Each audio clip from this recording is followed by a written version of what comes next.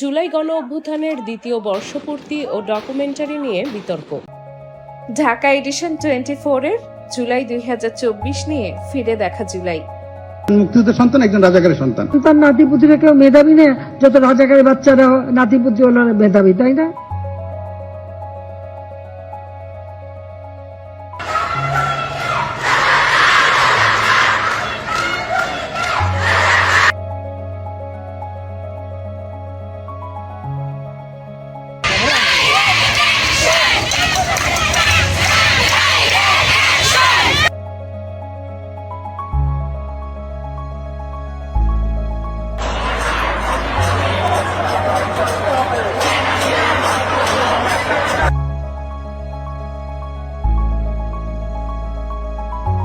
August 2026 July গণ অভ্যুত্থানের দ্বিতীয় বর্ষপূর্তি পালিত হল আগারগাঁওয়ের বাংলাদেশ চীন মৈত্রী সম্মেলন কেন্দ্রে।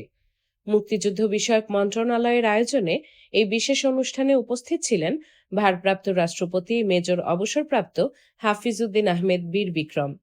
অনুষ্ঠানে 843 জন শহীদ পরিবার এবং 15,000-এর বেশি আহত যোদ্ধার প্রতিনিধিরা অংশগ্রহণ করেন। অনুষ্ঠানের এক পর্যায়ে জুলাই আন্দোলনের উপর একটি সরকারি প্রামাণ্যচিত্র প্রদর্শন করা হয়।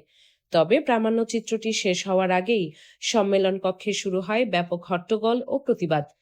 মূলত 5টি প্রধান কারণে এই ক্ষোভের সৃষ্টি হয়। প্রথমত, আন্দোলনের অন্যতম প্রতীক আবু সাঈদের কোনো ছবি বা ফুটেজ প্রামাণ্যচিত্র ছিল না।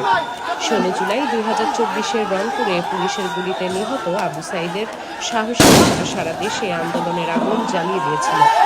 ভারপ্রাপ্ত রাষ্ট্রপতি নিজেই স্বীকার করেন যে আবু সাঈদ এই বিপ্লবের প্রতীক, তার ছবি না থাকলে এই অনুষ্ঠানটি একটি জাতীয় অনুষ্ঠান, সলেম অকেশন। জুলাই যোদ্ধাদেরকে শ্রদ্ধার সাথে স্মরণ করার জন্যই রাষ্ট্র এই অনুষ্ঠানের আয়োজন করেছেন। কিন্তু যে দৃশ্য এখানে দেখলাম সেটিতেই অত্যন্ত দুঃখিত এবং লজ্জিত হয়েছি, ব্যথিত হয়েছে। সকালটা ভালোই কেটেছিল, টেলিভিশনে দেখেছি জুলাই জাদুঘর উদ্বোধনী অনুষ্ঠানটি।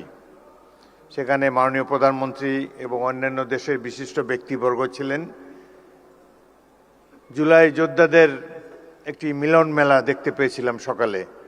জাতীয় ঐক্য সহজেই প্রতিভাত হয়েছিল, কিন্তু বিকেলের এই অনুষ্ঠানটিতে যা দেখলাম এটি অভিপ্রেত ছিল না, একেবারেই অনভিপ্রেত। জাতীয় অনুষ্ঠানে আমরা তো জাতীয় ঐক্যের কোনো বহিঃপ্রকাশ দেখাতে পারলাম না। ভুল তো মানুষ করেই, নিশ্চয়ই এখানে আবু সাঈদের ছবি ছাড়া এই আন্দোলনের ইতিহাস সম্পূর্ণ হতে পারে না।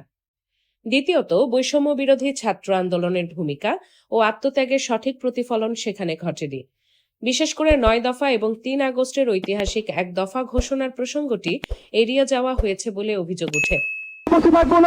আমরা যে কর্মসূচিটি ঘোষণা করছি যে আগামীকাল বিকাল 3টা থেকে বাংলা ব্লকের কর্মসূচি ঘোষণা করা হলো।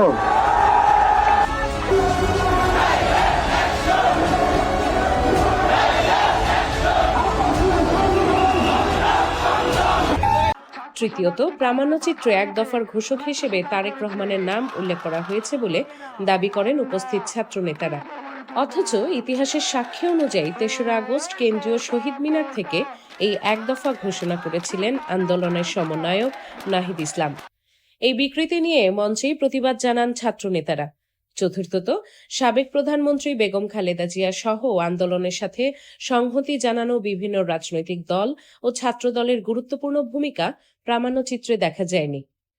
পঞ্চম অভিযোগটি হল ইতিহাসকে একপেশেভাবে উপস্থাপনের চেষ্টা। উপস্থিত ছাত্র ও শহীদ পরিবারের মতে, আওয়ামী স্বৈরশাসনের পতনের 2 বছর পর আবারও যদি ইতিহাস বিকৃত করা হয় তবে তা হবে অত্যন্ত দুঃখজনক। সরকারের পক্ষ থেকে সংশ্লিষ্ট মন্ত্রী একে অনিচ্ছাকৃত ভুল হিসেবে স্বীকার করে ক্ষমা চেয়েছেন এবং তা সংশোধনের আশ্বাস দিয়েছেন। তবে জুলাই যোদ্ধাদের দাবি, ইতিহাস যেন কোনো নির্দিষ্ট পক্ষের স্বার্থে না হয়, বরং প্রকৃত সত্যের ভিত্তিতেই রচিত হয়। News desk, Dhaka edition 24।